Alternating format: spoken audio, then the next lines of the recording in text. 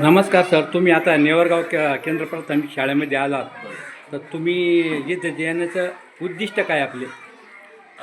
आजच्या भेटीचा प्रसंग म्हणजे शाळा भेट सुरूच आहे. हं. त्याचबरोबर SRचं काम चालू आहे. शिक्षकांचं भरपूर ताणाताणी चालू आहे. त्या वेळात वेळ काढून आम्ही इथं आलो कारण शाळेत भरपूर अशा गोष्टी ज्या आहेत ते बघण्यासारख्या होत्या. आता इथं आल्यानंतर वातावरण खूप सुंदर वाटलं मला आणि शिक्षकांचं काम पण समाधानकारक आहे.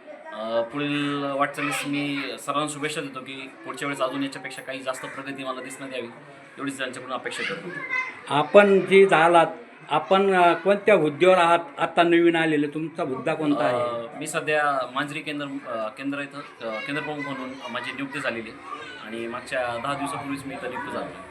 म्हणजे पहिल्याच वेळेस तुमची नियुक्ती पहिल्यांदाच झाली. पदोन्नतीने आणि माझी पहिलीच नियुक्ती भेट तुम्ही झाली. माझी नेवरगाव पहिलीच भेट आहे नेवरगावची.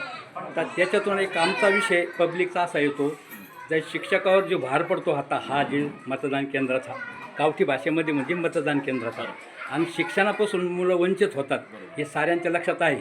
जसं साबळेंनी जे विषय मांडला, या संदर्भात आपलं काय म्हणणं येऊ शकतं?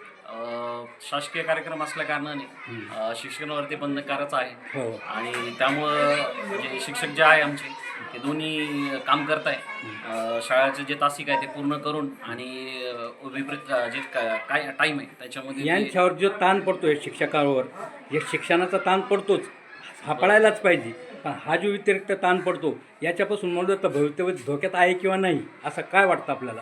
शासनाचं ते कार्यक्रम असल्या कारणाने आम्ही काही जास्त ते सांगू शकत बोलता नाही. येत नाही. त्यामुळं शिक्षक आमचे सक्षम आहे त्या गोष्टीसाठी. ते वर्गात तेवढं अध्यापन करत आहे आणि बाकीचे जे SIRचं काम चालू आहे त्याला ते पूर्णपणे वेळ देतात. ते दुहेरी वेळ देऊन ते मुलांचं शिक्षणाचं राहिलेलं शिक्षण ते पूर्ण करतील, Yes. वेळ देऊन.